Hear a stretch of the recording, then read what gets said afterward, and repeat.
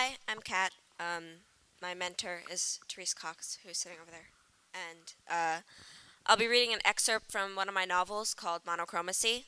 The piece I took was from the middle, so all you need to know is that Alex and Ethan have gone to the cemetery to visit Ethan's mother, Elizabeth, who is dead, in case that was unclear. Also, they're in a band together. So, I'm sorry for ruining the gig last night, Ethan murmured. Alex turned to look at him, but he was staring at the sky. I know I'd said I could handle it, but I got out of bed and I was brushing my teeth and I looked in the mirror. I couldn't stop thinking about the fact that she'll never be able to see me play again, never see what we can do up there, and I got drunk and lost it, Alex quipped, and Ethan snorted softly and glanced sideways at her. I doubt she trained you all those years to end up in some half-cocked rock band, you know. Hey, we do pretty well for ourselves, Ethan protested, and Alex smiled a little. He met her eyes briefly. I think it's good for all of us, anyway. What is? The band, the music, being together. He turned back to the firmament, fiddling a little with his tie, and Alex watched him carefully. From the side, she could see a few clipped strands of hair clinging to the nape of his neck, the only evidence of the annual haircut she'd given him that morning. She nibbled her lip to keep herself from reaching out and brushing them off of his skin. Do you think she can see us? He asked abruptly. Sure. Alex bit her lip, regretting the lie, but he looked pleased by the answer. He sat up and used the headstone to stand, wobbling a little bit. She watched him glare out across the flat expanse of the cemetery, and after a moment he ran his fingers through his hair. It was easy to forget that Ethan couldn't love her sometimes, like forgetting a birthmark or the scar left by his mother's death.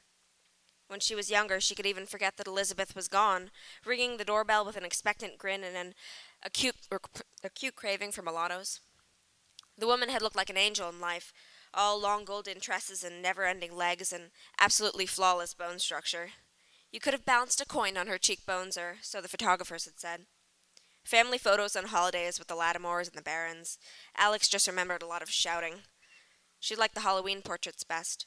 Her mother had always ordered a bunch of props from the Evolution store downtown. She used to chase Ethan with the fox skulls.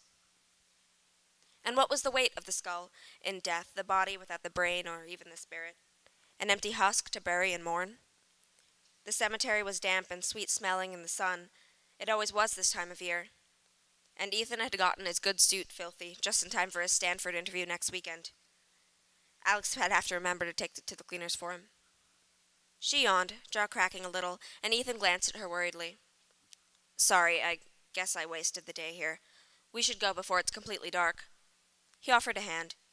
The light hung around his head in a fractured halo, and Alex smiled at the irony as she took it. He flashed her a bemused grin in response, pulling her to her feet and gathering the blanket up from the grass, the fabric sticky with long-gone dew. His free hand was pressed against his lips, and he stretched 2 fingers out to touch the headstone. Elizabeth F. Weld, May 28th. He smiled wryly. Happy birthday, Mom. He turned and ambled off drunkenly, back towards her car with a hand over his eyes to block the light out. Alex bit her lip as she watched him. She sighed, feeling foolish, and reached into the pocket of her jacket, the faded leather soft against her wrists as she rummaged. After a moment, she pulled out her Zippo and a bent stick of incense, flicking the lighter open and holding the incense over the open flame. She bent and stabbed it into the grass, wiping her hands on her tights and pulling her skirt down as she stood. I'm sorry I can't take better care of him, she muttered, glancing at the mottled marble. We do our best, but he misses you. The headstone offered no answer. The rod bobbed pitifully in the wind, the smoke stitching gray loops into the air, and Alex nibbled her lower lip and ran a hand through her hair. Later, Elizabeth. She turned towards the waiting car. Wherever you are, it's got to be better than here.